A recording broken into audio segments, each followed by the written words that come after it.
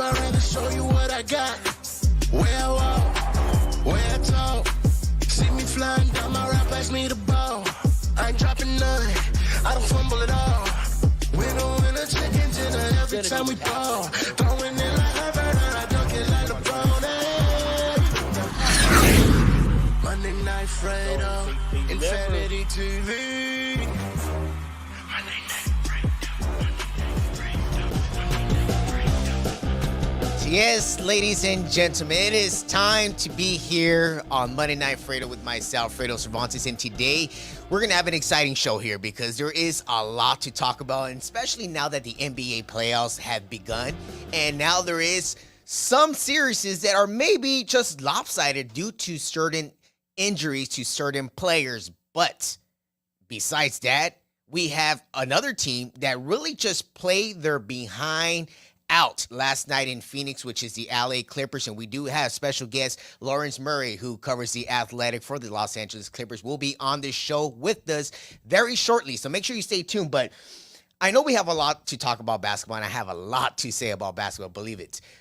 I want to start off with Jalen Hurts. Earlier today, it was reported that Jalen Hurts is now the highest paid NFL player on history. It's ridiculous to see that Jalen Hurts owns that title. When any player in any sport holds the title of the highest paid player, he has to be pretty freaking good. This man right here has only been in the league for about 3 years. Yes, he was in the Super Bowl last year. Yes, he lost in the Super Bowl. He's not that player. And, just like Austin Reeves last night saying, I'm him, Jalen Hurts is not him. Why is someone like him going to get a $5 million 5-year deal worth $275 million? It is ridiculous to see that an NFL player will be making over $50 million a year. All right, especially a guy like Jalen Hurts. He has not proved anything in the league so far besides, losing in the Super Bowl. But he's not that man. That's not him. So it makes me laugh because now I'm looking at Justin Herbert and be like, okay, Justin Herbert's going to get a lot more money than Jalen Hurts. So give it about a month or so. Give it a little before before June, the Chargers and Justin Herbert will lock it into a new deal because the discussions have begun. They have begun. They're going on pretty slowly, as Brandon Staley stated earlier today during practice. But I still just don't understand. And I know some people might say, well, Fredo, he's pretty good. Look at the numbers. Look at this. Look at the statistics. Yeah, I get it. Sometimes you can look at the numbers and they might look great. They might look good. Look at Kirk Cousins' numbers. They look good.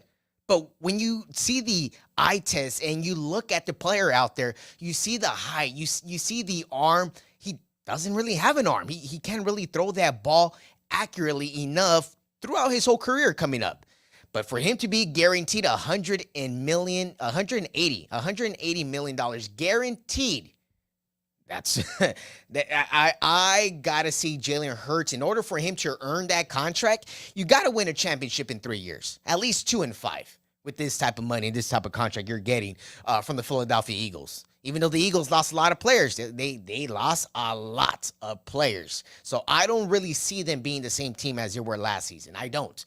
They did lose about 5-6 key players. They're going to be looking a little different. So now that all the money is spent on the quarterback, hey, let's go ahead and spend some money elsewhere because everyone right now is spending their money and they're putting their money down on one team in the NBA right now that can possibly win it all.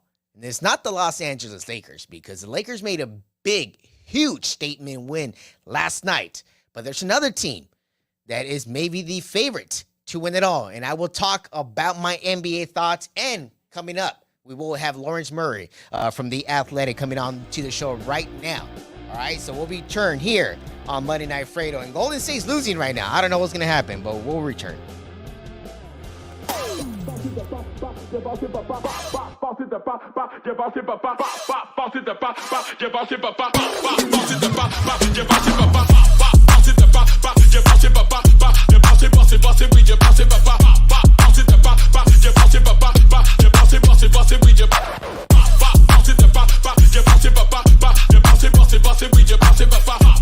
it,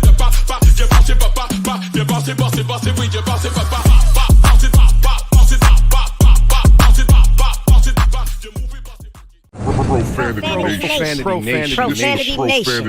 A podcast for the fans, by the fans. Dive deep into the topics the other shows miss. Raw and uncensored. And he's going to play team ball. His legacy is at stake. Rare, hard-hitting interviews with players, coaches, and you, the super fans. I'm not hating. I'm like, okay, cool. Good. 3 championships in 5 years. He's more than good, bro. Profanity Nation. Listen live or subscribe on your favorite podcast platform. Powered by Jesse Brown of Keller Williams. United One Protection Services. With over 30 years of experience, United One Protection Services has more expertise and knowledge than the other security companies combined. Residential, commercial, municipal, or institutional, United One Protection Services does more than just security. We protect your livelihood. United One Protection Services.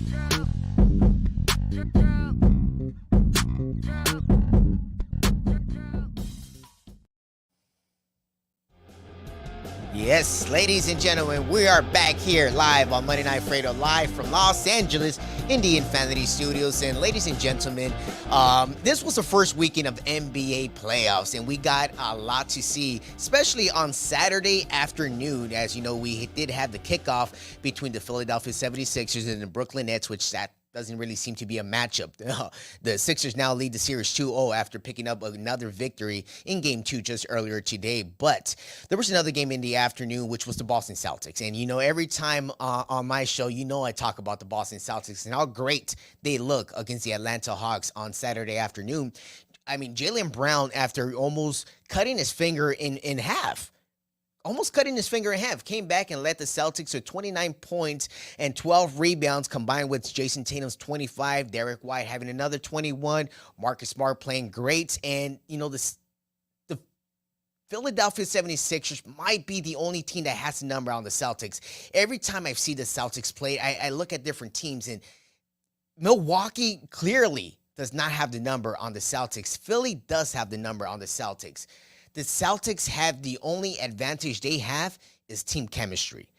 Clearly, in Philadelphia, there is no team chemistry at all. It just seems like this is a pickup basketball team where you get the best big man and one of the most craftiest guards that we've ever seen, which is James Harden. Putting those two combined and you put the other pieces around the guys, they have a good, solid squad. But that's a pickup squad right there. The Boston Celtics are very well built to win it all. And when you look at what Joe Mazzulla has dealt with all year long, being the head coach in August, giving the keys to the train, and he's now having to ride this train to the promised land.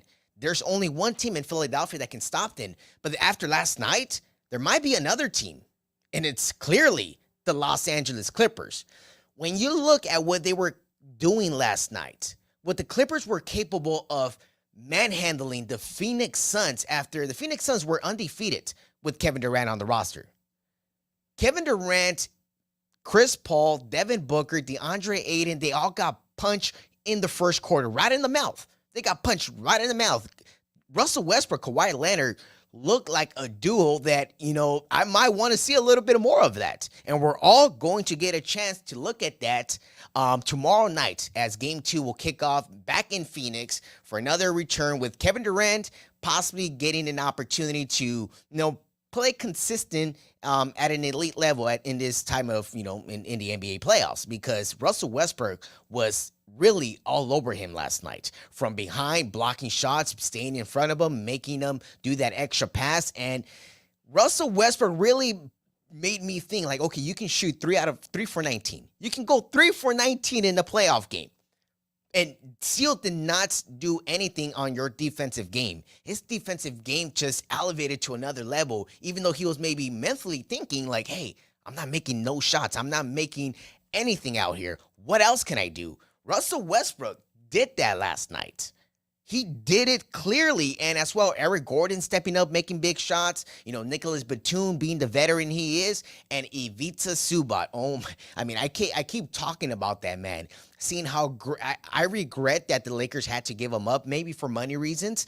But Ivica Zubac should be the centerpiece for the Clippers moving forward. Not saying that they're going to play off of him, but he got to be there. he got to be that man that's going to be the leader. And he's so physical with everybody out there. And seeing what he was doing with DeAndre Ayton last night, oh my Lord, it was amazing. And it was great. It was great. But any minute now, we're going to be having Lawrence Murray from The Athletic joining the show here and talking more about what he saw. He was there last night. He dropped a very great piece on The Athletic, which everyone couldn't go and subscribe to The Athletic and read Lawrence's work, because he was able to go ahead and write something about, like, what Westbrook really did to this team to at least give him a chance without no Paul George.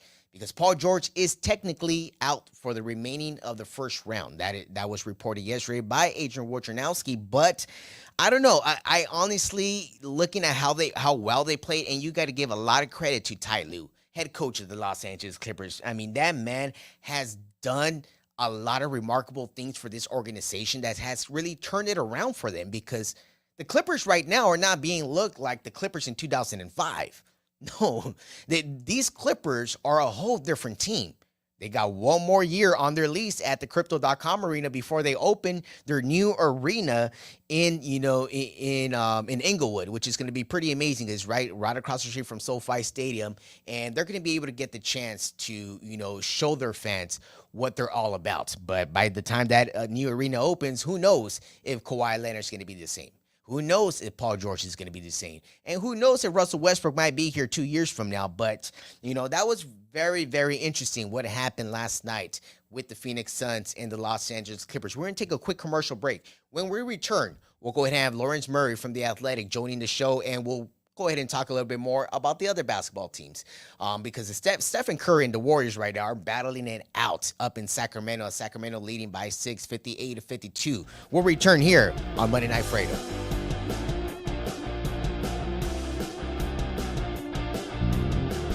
United One Protection Services. With over 30 years of experience, United One Protection Services has more expertise and knowledge than the other security companies combined. Residential, commercial, municipal, or institutional, United One Protection Services does more than just security. We protect your livelihood. United One Protection Services.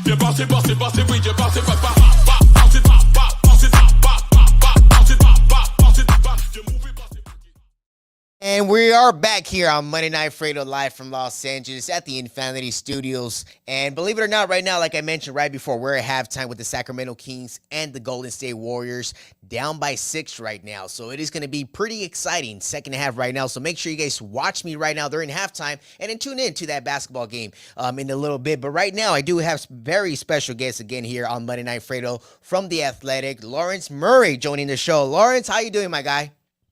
Doing well, Fredo. Good to see you, man. Yes, sir. And believe it or not, I'm pretty. You're still stuck in Phoenix right now, and you're waiting for tomorrow's game 2 between the Clippers and the Suns. You were there last night. Talk to me first of all about what it was feeling like in that arena, because I'm pretty sure Phoenix was so confident they were going to come out with the victory, but that's not the way the game ended. How was it when you entered, and what did you think about the game yesterday? Well, I like Phoenix, so I wouldn't say I'm stuck here. I enjoy the heat. I enjoy just the atmosphere here Oh when yeah, the it's Suns are beautiful down good. there. It's beautiful. Yeah, they like the thing that I like about Phoenix as far as a basketball market, like the other sports teams, it's reminds you of just Arizona in general, just being a like retirement state or whatever. Hmm. No disrespect, but come on, man. Like the Diamondbacks, the Coyotes and the Cardinals, the football Cardinals, if you will, like they don't hit like the Suns do. They really don't. Like the Suns can be bad and this team will still this market will still support them. And then when they're good, this is a basketball city first and foremost. So It's always great to be here. And this was exciting because it was Kevin Durant's first playoff game after playing meaningful games with the Suns, but not a lot of them, obviously. So the anticipation for a big game, but for a different kind of Suns team, it was special. There was a buzz in the arena long before the opening tip. The problem was the Suns weren't ready to play. Kevin didn't make his first basket until a few minutes into the second quarter, and by then the Clippers had established a double-digit lead, a healthy lead. And even when the Suns got it together, erased that double-digit lead, led by 9 at the about 4.5 left in the third quarter, the Suns, the fact that I don't think that they played a meaningful game in 2 weeks, and the Clippers were able to push them. The Clippers were the better team in the beginning of the game, and they were the better team at the end of the game. I think the Suns were the most powerful team overall, but the fact that the Clippers played better basketball in the most critical parts of the game, that really made like that. That's how the Clippers stole home court advantage in this series. Yeah, and talking about better basketball, you talk about 38, 5-5 from Kawhi Leonard. I mean, seeing how he's able to push his game to another level every time it comes to the playoff times, and seeing what Russell Westbrook did. I mean, when we look at the numbers, 3 for 19 is not so good, but what he did on the defensive end on from the very beginning of the game to the very last play when he hit that one off Devin Booker. I mean, what was it about this duo that, just really made them play maybe pretty good, maybe their best game all year long? Can't say it's their best game. Maybe it's the most impressive for people who that team, the Clippers have gone through so much this year. Hmm. Uh, Lineup inconsistency primarily, like you just didn't know which team you were getting. And right when they were starting to stabilize, a big change had to happen, or someone went down with an injury. Right now, Paul George is not healthy, but I've seen this team play some inspiring basketball in circumstances where they weren't full. I thought, for instance, since Paul's injury, their best game was when they finally won a game without Kawhi Leonard for the first time in months. When they went to Memphis and Russell Westbrook had to lead the team without Kawhi or Paul, and Russ had 36 points. Everyone Right. sees the iconic photo of Russ screaming and one in the paint. Shout out to Joe Murphy in Memphis for taking that photograph. I thought that was a sign to me that when Kawhi is going to play with Russ, I'm not worried about this team's offense. They're going to figure it out. And Tyronn Lue wasn't worrying about the fact that Russell Westbrook was missing shot after shot after shot. Like Russ got off to a rough start shooting the basketball. He was rough shooting the basketball when the Suns were making that 25-point turnaround. Russ didn't make a basket in the fourth quarter, but he's not out there just to shoot the ball. And even though there were a lot of wasteful possessions with Russ struggling from everywhere in the paint, outside the paint, he was really good at taking care of the basketball and getting guys good shots. He was really good at getting the Clippers extra possessions. He was really good at getting stops. He started the game blocking Kevin Durant's jump shot. He blocked DeAndre Ayton in the paint. 6'3", 15-year veteran point guard blocking a guy who's the number one overall pick over Luka Doncic 5 years ago, okay, who just got paid after whatever the heck happened in the Suns playoff series last year. And then he finishes the game. And that's what I'm talking about. Who was ready to begin the game and who was ready to close the game? Even with Russ playing, arguably, that's the worst offensive performances he's had, not just with the Clippers, but maybe all season, even including his time with the Lakers this season. Russ finished the game. He started the game with the right mindset. He finished the game with the right mindset. And it takes a special group, it takes a special player to do that. And that's where the room for improvement with the Clippers starts. It's with Russ. Russ makes, you know, a few more shots, takes better shots, makes a few more shots. I mean, that's a few more points on the board for the Clippers, and they've already established that they can score. That Kawhi is back in the playoffs. That you can throw Kevin Durant on him. You can change your whole starting lineup and have Torrey Craig guard Kawhi, which is not what the Suns did during the regular season with Kevin Durant to close things out. It didn't matter. Kawhi got better as the game went on, and that's a scary thought too because Kawhi didn't have a great first half. He had a good first half, but Kawhi only made 4 shots in the first half. Kawhi, by the end of the game, was establishing himself as the best player on the floor even with Kevin Durant on the floor with him. Right. He hit two very contested 3-pointers late in the game, which was just like, oh my God, this man here lives for these moments. But other guys like Eric Gordon, Terrence Mann, and even Norman Powell, they came up with some Norman big Powell crucial. outscored the Suns bench by Right. himself. By Right. himself. It's ridiculous how bad Monty Williams prepared his team early, because they had so much time to gather up all the information they needed, how to play. I thought that Kawhi Leonard was maybe going to be the key point for the Phoenix Suns defense. They're going to try to shut him down and let everybody else do something. And clearly they didn't do that. What's the message that Ty Lue gave the team after the game? Like, giving them that momentum talk and that motivation that they're going to need to come into game 2 tomorrow night and possibly steal another one. Well, that's what they need to do. One game doesn't win a series. You got to win all. You got to eliminate these teams. The regular season is win as many as possible. The playoffs is don't lose. You won a game, you still hold court advantage. Get another one, and even after that, it's just two. You need to go home and you need to take care of your business. And so the Suns have been up 2-0 in a series. They know what it's like to lose that advantage. The Clippers have been down 2-0, and they know what it's like to come back from that. So the roles are kind of reversed now. The Suns, they're the team that they've blown 2-0 leads, and the Clippers are the team that always goes down 2-0 under T. Lue. And now the mindset shifts. The Suns don't have that comfort zone. The Clippers, the backs up against the wall, that's a different version of a comfort zone. They don't have that. And I think Tyronn Lue, the message started before game 1 when he said, this isn't a feel-out game. We're not in a position to have a margin for error.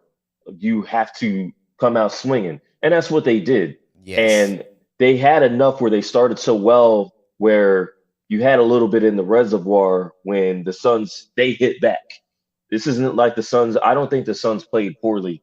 I do think that there's a lot of things they can do better, but the Suns, they showed that they're a formidable opponent in game 1. It's just that the Clippers, again, they swung first, they absorbed the blows, and they got up off the mat and they closed the game.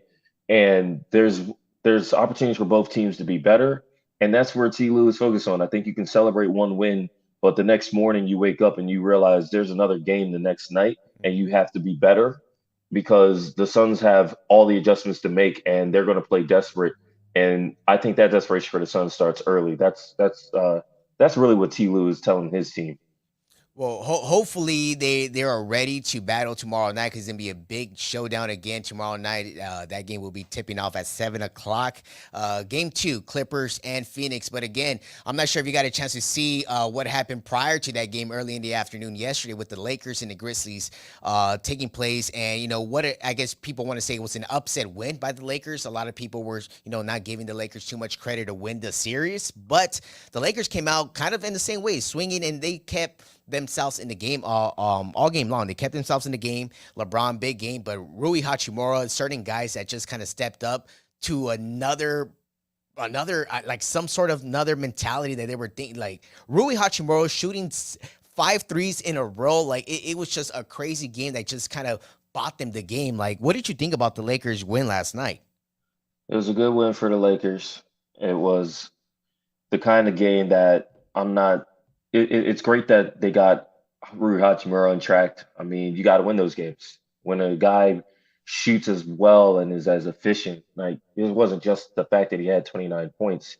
He only took 14 shots to get those points. He hit more threes than I've seen Rui hit all year.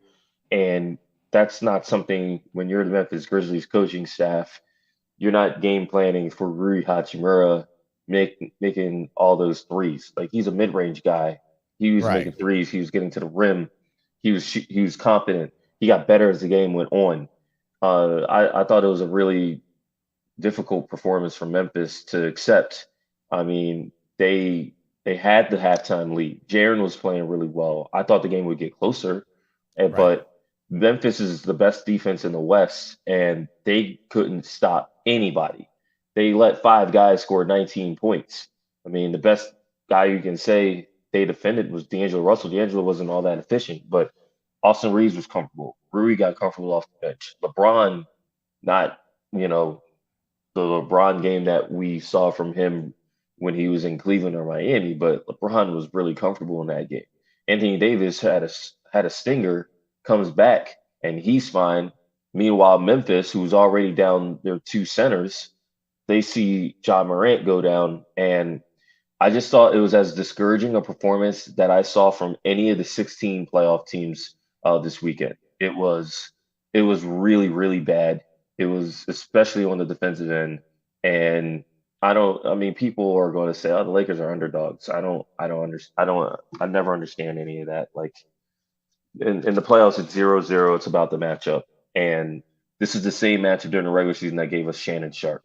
Like, I just don't understand why anyone would play the underdog card when it comes to the Lakers. Maybe in seeding, but when you look at the matchup, I'm not totally shocked at how game one went, and I expect the Lakers to beat the Grizzlies.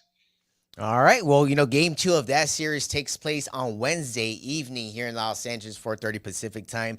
Before I let you go, I just want to ask you one more thing about another Western Conference series that is it's crazy as well, and is currently taking place right now. They're in halftime with the Sacramento Kings leading 58-52 over the Warriors.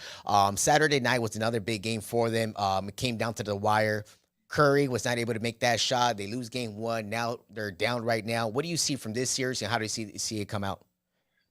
I expect the Warriors to win it, but the Sacramento Kings are formidable. I'm probably not even giving enough respect. I keep getting asked about the Kings, and I keep saying, yeah, I expect the Warriors to win the series because I'm not crazy. Like, I've seen the playoff version of the Golden State Warriors. They have basically their full squad except for Andre Iguodala, and you can't even count Andre. I don't think Andre played 15 games this year.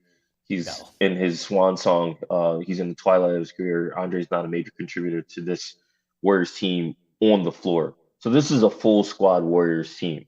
But the thing is, the Sacramento Kings, they've been a full squad Sacramento team all year. That's why they got the 3 seed. While a lot of teams had their guys miss a ton of games at some point, like Sacramento, they got back to the playoffs and ended this drought because they stayed with a consistent lineup, and that lineup was the best offense in the NBA, in NBA history, if you look at efficiency. So I expect a long series.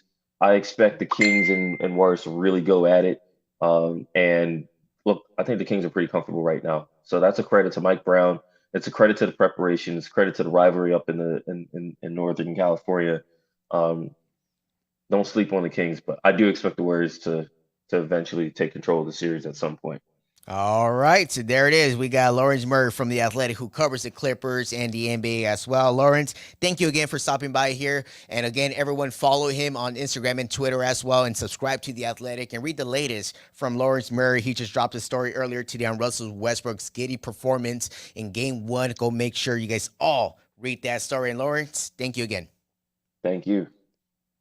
All righty, man. So it was just a great NBA basketball weekend. And right now, if you are tuning out of Monday Night Fredo, go ahead and tune into the beginning of the third quarter between the Warriors on TNT. It's going to be a terrific game.